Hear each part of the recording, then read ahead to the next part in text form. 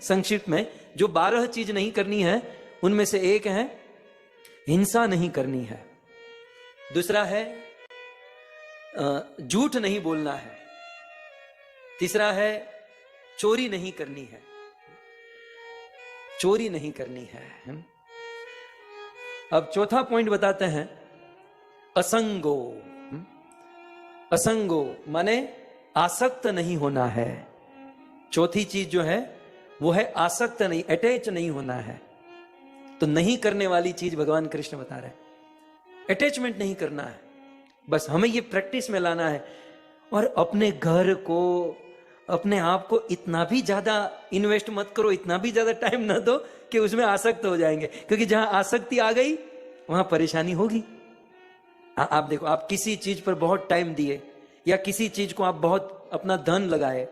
अब दुनिया तो अनित्य है, यहां तो सबकी एक्सपायरी है, तो वो चीज एक ना एक दिन तो खत्म होगी, बिगड़ेगी, प्रॉब्लमेटिक आएगी। तो जिसको हमने बहुत टाइम दिया, धन दिया, इन्वेस्ट किया, वो एक ना एक दिन तो जाने ही वाला है। तो उस दिन हमको बहुत कष्ट होगा यदि हमारा उसमें अटैचमेंट है तो। सो आसक्ति बंधन और दुख का कारण बन जाती है। इसलिए कृष्ण कहते हैं चौथी चीज जो नहीं करनी है वो है आसक्ति। रोज अपने आप को पूछो, कहीं मैं किसी वस्तु में अटैच तो नहीं हूं। और जिस दिन आपको लगे कि अब इसमें मेरी आसक्ति बढ़ रही है, उसे टाइम देना बंद कर दो, वहां पर अपना इन्वेस्टमेंट बंद कर दो। नहीं तो वो चीज एक ना एक दिन बहुत बड़ा दुख लाकर खड़ा कर देगी, वो आसक्ति बहुत प्रॉब्लम देगी। सो चौथी वस्तु है अटैच नहीं होना है। पांचवी वस्तु जो कृष्ण कहते हैं आस्तिक्यम, लज्जा। लज्जा का विपरीत क्या होता है? निर्लज्ज नहीं होना है। मतलब जो निर्लज्जता को त्याग देना है, हमें निर्लज्जता को त्याग देना है। फिर ब्रह्मचर्य, हमें ब्रह्मचर्य व्रत का पालन करना है। इसको पॉजिटिवली कहा जाए तो पॉजिटिवली इसको अच्छे से समझ सकते हैं। सो हमें ब्रह्मचर्य व्रत का पालन करना चाहिए। फिर आगे कहते हैं मौनम, क्या त्यागना है?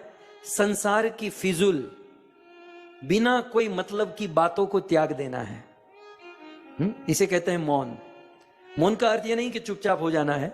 मौन माने जिस बात का कोई मतलब नहीं होता, जो सांसारिक बातें हैं, कृष्ण विषयक, कृष्ण नाम, कृष्ण कथा को छोड़कर अन्य बातों को त्याग देना चाहिए।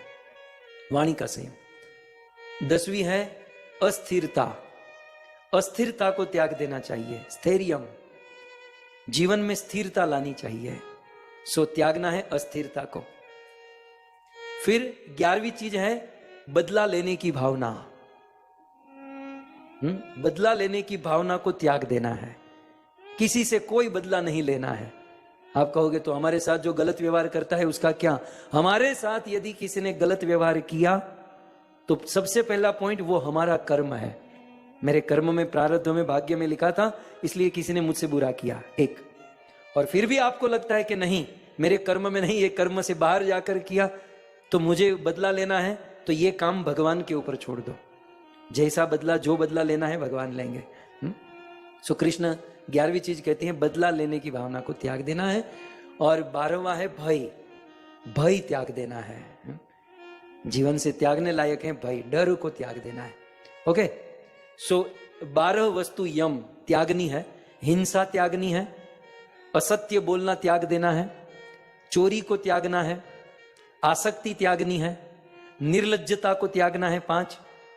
छठा है संचय, माने जो हम संग्रह करने की भावना है उसे त्याग देना है। 7वां है आस्तिकता, मतलब ब्रह्मचर्य व्रत का पालन करना है। फिर 8वां है फिजूल की बातें करने को त्याग देना है। फिर अस्थिरता को त्याग देना है, बदला लेने की भावना त्याग देनी है, और भय को त्याग देना है। बीच में एक चीज छूट गई, यहां पर एक चीज है संचय, संग्रह करने की जो भावना है उसे भी हमें त्याग देना है। सो उद्धव जी का यह प्रश्न है, प्रथम प्रश्न, कि यम क्या है, त्यागने लायक कितनी चीज है? तो वो है 12। और ये 12 चीज एक श्लोक में भगवान श्री कृष्ण उद्धव जी को बता देते हैं।